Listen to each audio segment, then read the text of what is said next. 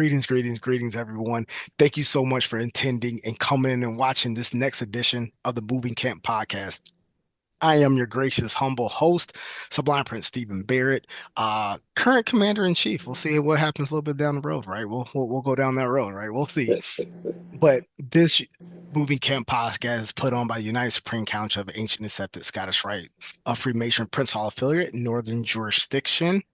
United States of America Incorporated, right? And so where this is actually head up by our Sovereign Grand Inspector General, Dr. Dwayne E. Thomas, who is our chair. So I want to make sure to give him some recognition and some call outs for all the great work that he has moved, as well as, again, I told him he's my mentor. He can't move away from it.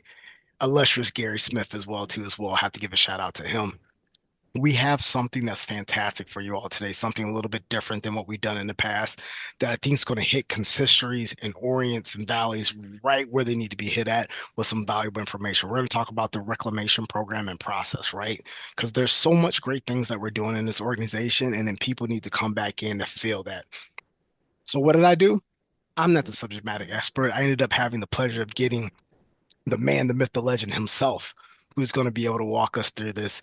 And I have a joy of bringing on Sovereign Grand Inspector General Garry Tyler, who's going to be the individual that's going to be walking us through it. So, Sovereign Grand Inspector General Tyler, how you doing well, this is afternoon for us right now. How you doing?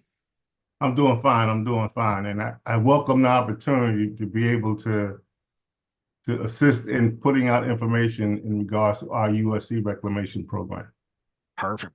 Well, just like we talked about before with a lot of people you've seen it, this is just going to be a casual conversation between yourself and myself and just a couple thousand people that's going to watch it down the road. But I want to just jump right into it really quickly to understand more about the reclamation process. So, can you explain to me like the purpose of the reclamation procedures and why they were actually even established?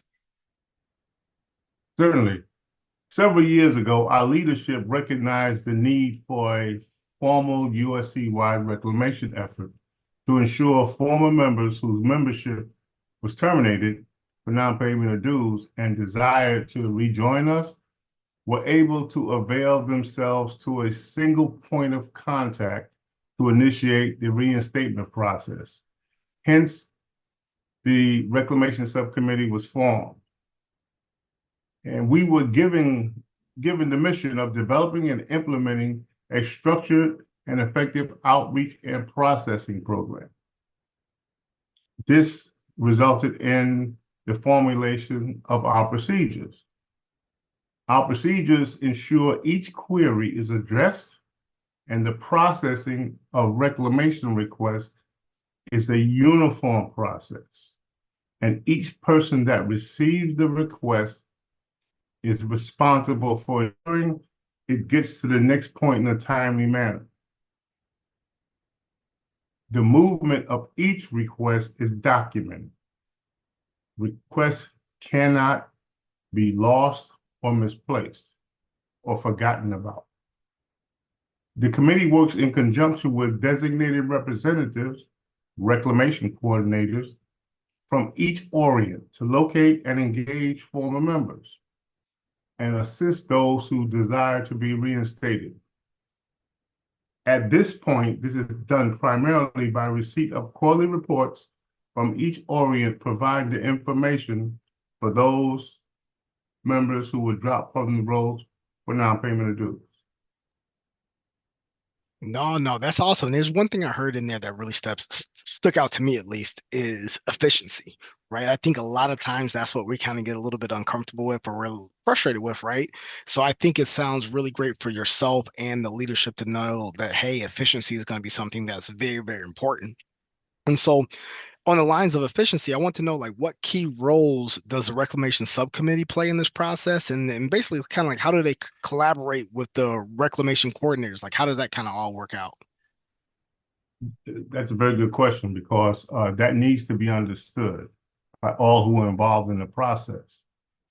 The individual subcommittee members are assigned responsibility for one or more orients. They work in tandem with the orient reclamation coordinators who are appointed by their respective deputy and are his representative in the process. The movement of reclamation packets and the results of processing flows to the respective consistory via the coordinator and back to the subcommittee member the same way. Any communication with the consistory is done by the coordinator. This ensures that the deputy is able to be informed regarding all USC Reclamation Program efforts within his organization. So that means that the Orient Reclamation Coordinator is a very key person in the process. Again, going back into what we were talking about, being efficient with what we're doing. So that's definitely going to be able to help out. And I want people, as you're watching this, I want you to think and start asking, like, who are these individuals are, because you're going to be able to point people to the right direction. And as you know the process, which we're going to go into in a second, you're going to know how to be able to help out other individuals. So kind of going into the lines of the process, could you walk us through the steps a former member must take to begin the process of basically getting reinstated? Certainly. First, and this is very important, I would note that any former member can contact their former consistory and request reinstatement and follow the process in place in their consistory. For those who want to utilize the Reclamation Subcommittee, they just need to go to the USC website, click on Resources, then Reclamation, and then click on Reclamation Form. Simply provide the requested information and click on Submit. The committee member responsible for the Orient in question will reach out to the petitioner, conduct a brief interview, and as appropriate, provide instructions to initiate the process. A very important point is that it is frowned upon to mix and match the process so that a person who has initiated the process at the USC level ends up completing the process at the consistory level without keeping all entities informed. Gotcha. And that This makes, yeah, becomes that makes sense. That makes yeah, sense. it becomes confusing and potentially the petitioner can be at a disadvantage. Mm. And because I can see that, because if what's the complaint we always talk about, like the right hand doesn't know what the left hand's doing, right? So that kind of puts us in there. So the individuals, as you're coaching people, if you're trying to get them back to be reclaimed, or you are afraid of who wants to be reclaimed, like I said, kind of make sure there's clear communication on your end so you can have the best experience too as well. So that's, like I said, that's huge. That's huge.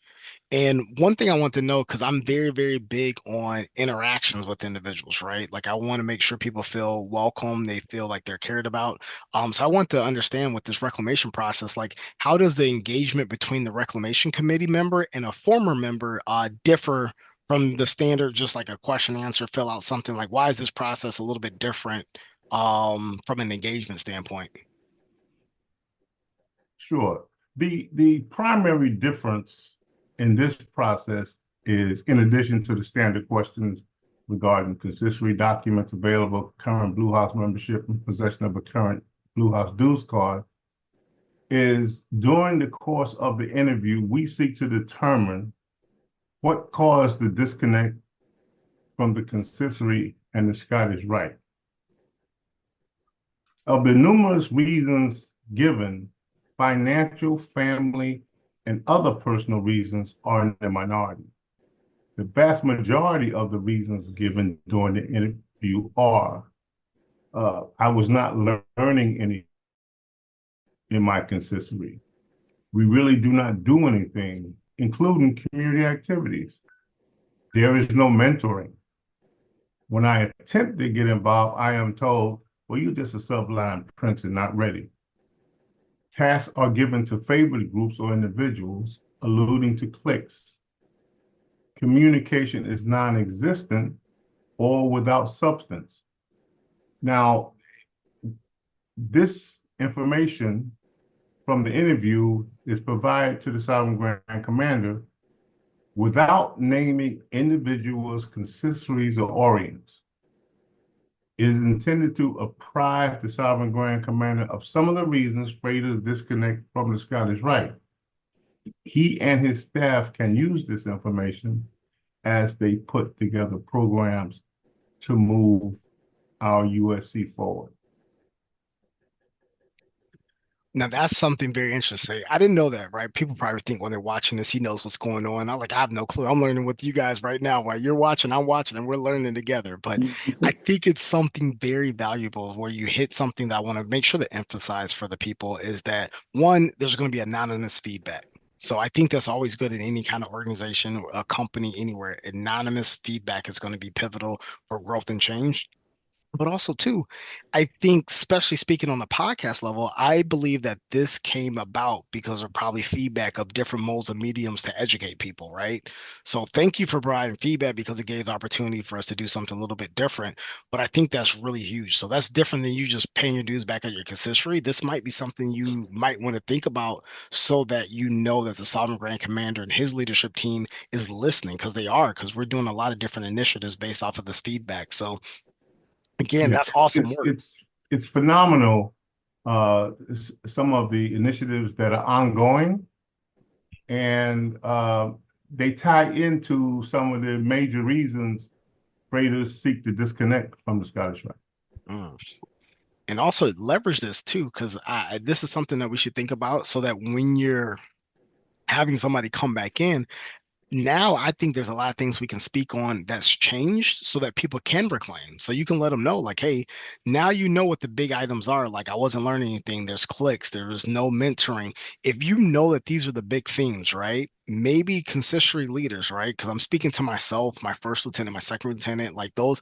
Maybe that's what we need to focus on, right? Let's figure that out. Now we have another game plan, so we don't have to worry about reclaiming somebody, right? They never leave. So just something to kind of dive into. Um, Now, another quick question I had here, going slightly a little bit differently, off topic, but again, I'm selfish. I want to talk about the consistory, right? Um, Once a further member submits their reinstatement package, like what steps are being taken by the consistory and the reclamation committee to basically finalize their return? You know what I mean? Like, how's that work out? Okay. Um, Initially, the reclamation package is comprised of 3 or 4 documents.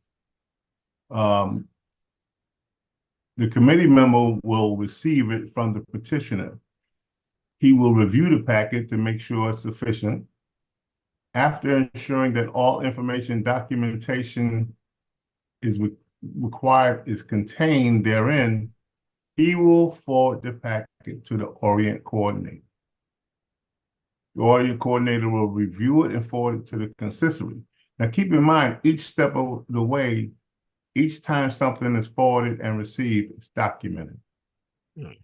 Upon receipt by the consistory, the packet will be processed via the normal procedures within the consistory and voted upon. If approved, the consistory will notify the Orient Reclamation Coordinator. He will apply the assigned committee member. And like I said, this is a very important step because to be able to know where any given packet is at any given time is very important because we don't want anyone to be forgotten. And so, one, again, you hit that nail on the head when it comes to everything being documented and not being lost. I think these are things that we have to give credit to, right? So if you're an individual who has not been in the order in a little bit, hopefully you're hearing the level of dedication and detail that the leadership team is putting on to be able to provide you with a smooth transition and an impactful transition, right? So like things like this gives me confidence, and kind of pushes me to say, hey, keep working, you know what I mean? Because we can see that the changes are being made, right? Um, Now this is one thing again, this is again being selfish because I'm the commander in chief, right? I'm gonna be passing out and talking to some of these people about this process, right? But what responsibilities do like myself and my constituents have on basically welcoming people in or reintegrating or reinstating a member? And also like what kind of fees are involved? Like I know people, that's a big question about the money. So kind It of is, walk us through that. sure. It's the responsibility of the consistory to notify the petitioner of the reinstatement approval. welcome him back into the consistory as an active member, and apprise him of what funds are due and the desired method of the transmittal of those funds. But also, a nice welcoming gesture would be to update him on the current activities within the consistory, schedule meetings, etc. Mm. Now, it's important to note because there has been some misunderstanding. Okay. The up until or until April 30th of 2025, the sovereign issued a waiver of reinstatement fees throughout the jurisdiction. Okay. Those reinstated at the consistory level are required to satisfy consistory dues for the year reinstated and the following year. There has been a lot of questions come in regard to that, Okay. but that applies to everyone. Okay. Perfect. And then I'm gonna ask it because, like I said, I'm gonna make sure everybody's aware. It doesn't matter your cap, crown, rank, or grade. You can do work as United Spring Council. But let's be direct. I'm a Sublime Prince, right? Me being reinstated is a little bit different than Gary Smith, who's a Grand Inspector General, and other people. So, kind of, can you walk us through the difference between, like, maybe a Sublime Prince and a Grand Inspector General being reinstated? Sure. The only difference in the process between a sublime prince and a grand inspector general is that reclamation packet petition from the consistory for a grand inspector general is provided to our committee and subsequently provided to the United Supreme Council Secretary General for reinstatement process. His office in turn reaches out to the Grand Inspector General in question and notifies him of the approval of the reinstatement. I will also note that the United Supreme Council Grand Inspector General reinstatement fee of $100 has also been waived by the Sovereign Grand Commander until April 30th, 2025. Hey, y'all heard that. So if you want to use your reinstatement, $100 and go into this Stephen Barrett fund because I have three children. I'm there for it. I would not stop you, brother. I would love you. Thank you. But no, all jokes aside, um, this is awesome. I think this is a lot of fantastic information. And now I know when people watch this, right, there might be some other questions that I haven't thought of, right, to ask that come up. What would be the best mode of contact, or like if somebody had additional questions about the process, who can they contact for further guidance? Yeah, we welcome any and all questions because questions cause people to better understand. Mm. But any questions regarding the USC reclamation process can be directed to the subcommittee, which basically is myself and the Vice Chair, Grand Inspector General John Winlock, by sending an email to reclaimuscnjpha@gmail.com, citing the question and if possible, providing the telephone number so that we can get back in touch with.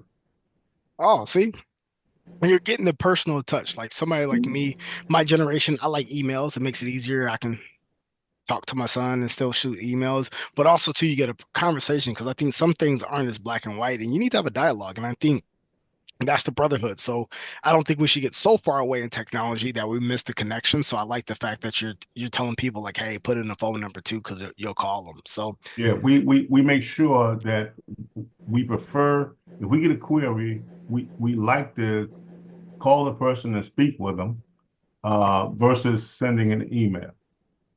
I love it. I love it.